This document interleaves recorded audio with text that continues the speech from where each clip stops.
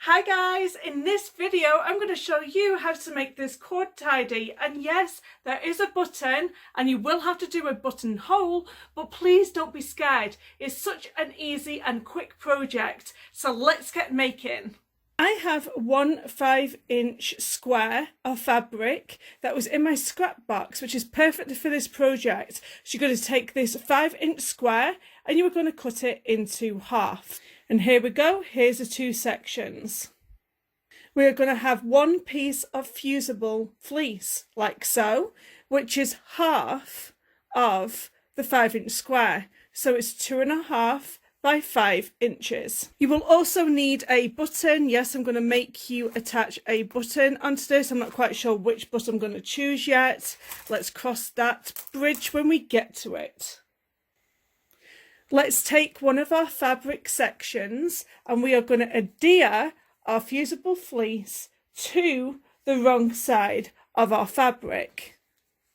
So the pretty side is facing down like so. You're going to adhere the fusible onto the wrong side. And when you go to your iron, press on this pretty side here.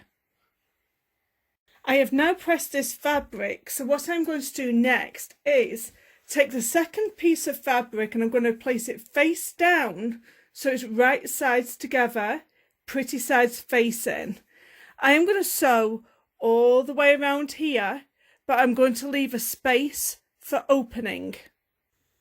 I am at my sewing machine. I have a 90-14 needle in. I have my regular foot on. I'm going to take my stitch down to a 2.0. I'm going to start a little bit past the middle. So I'm going to start sewing and I'm going to reverse, locking in them stitches, and I'm going to go forward.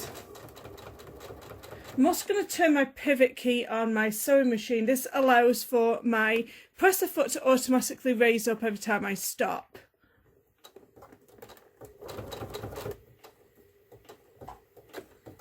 So now that raises up automatically, I can spin my fabric around and sew on.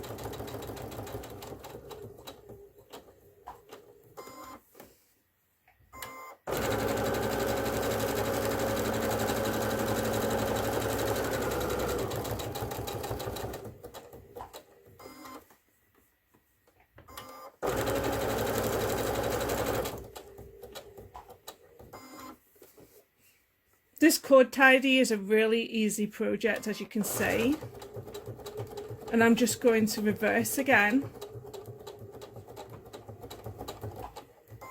Then we're going to take it off the sewing machine and I'll show you what to do next. Just cut off some of these tails here that you see. Grab your scissors, just cut. Another thing I recommend is just cutting off slightly some of these corners, like so. Just make sure that you don't go through your stitches.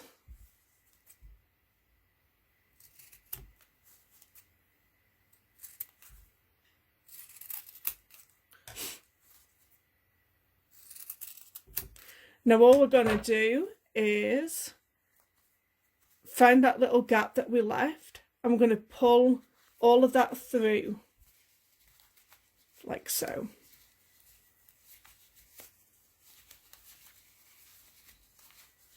And I'll meet you back here when it's done.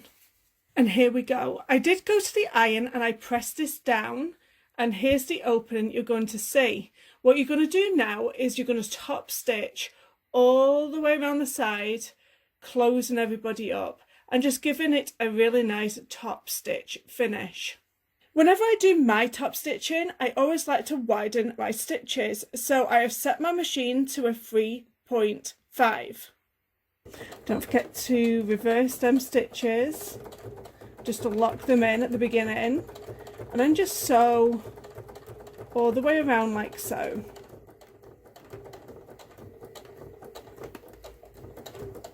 Try not to get my hands in the way, but this is such a tiny project.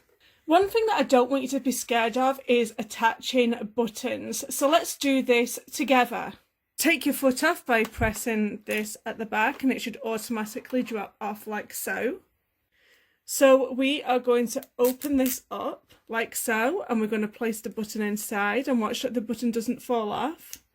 And we're going to enclose that into there like so. This is so the machine knows how big to make your buttonhole. So we place the button at the back so the machine has a guide. Now you're going to place the buttonhole foot onto your machine. There we go. There's also this grey lever that you pull down from your machine. So this here tells the machine the distance to make the buttonhole. I've placed my fabric in the machine and you'll see like a little red mark and a window. This is where it'll start and it will go back and then come forward and then go back and come forward again. So go to your machine and select a buttonhole you like and then press your accelerator down. You shouldn't have to do much, your machine will do it automatically for you.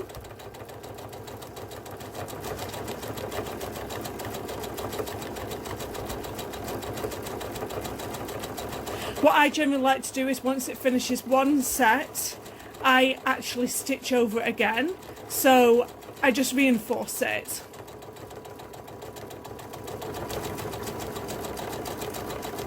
So it's just doing the right side of the buttonhole now.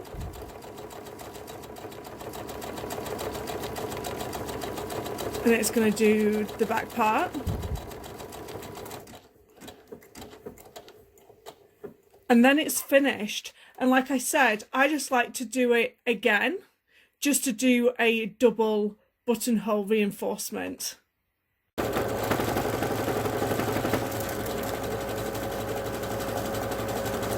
So it's just doing it for a second time. So now we're finished with this foot. I'm just going to raise this lever once again to the back of my machine, like so. And I'm going to take this foot off because we don't need it anymore. And here is our buttonhole. So be very careful when you do this bit because it's kind of easy to go over. So we're going to grab our seam ripper and we're going to place it into the hole of our buttonhole, and we are going to slowly and carefully open it up. So there we go, one buttonhole. So now let's attach a button. So I folded my project over like so, and I found the placement of my button, which is here, and I used a Sharpie to mark the placement of the hole so I know exactly where I need to line the button up with my fabric. So let's put the button foot onto the machine. This is what my button foot looks like, and I slide it right into this holder here. So it holds onto the button, and where the little red marks are exactly where the holes need to be. It's going to be easier for you to attach your foot on first and then slide your button in and then line the fabric up where it needs to be. On my machine, I will select stitch 90, which is the distance between the buttonholes that it needs to sew. I have an automatic button that I can press. Now all I need to do is press my presser foot down and it will automatically sew the first part of this button.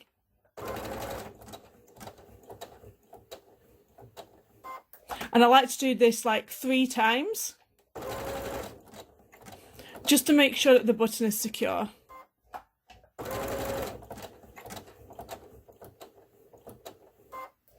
Now I'll move this button forward and attach the second 2 holes.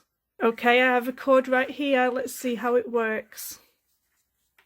You're going to need it to be a little bit tight in order to keep the small cord tidy. And here we go. Looks pretty good. I really hope that you enjoyed making this cord tidy with me. Don't forget to hit that subscribe button so you don't miss seeing me next week. Thank you so much for watching. Bye. So you just pull this out the back and you're going to place the button inside, and you're going to... So now all I need to do is press my accelerator foot down and it will attach the first part of this button.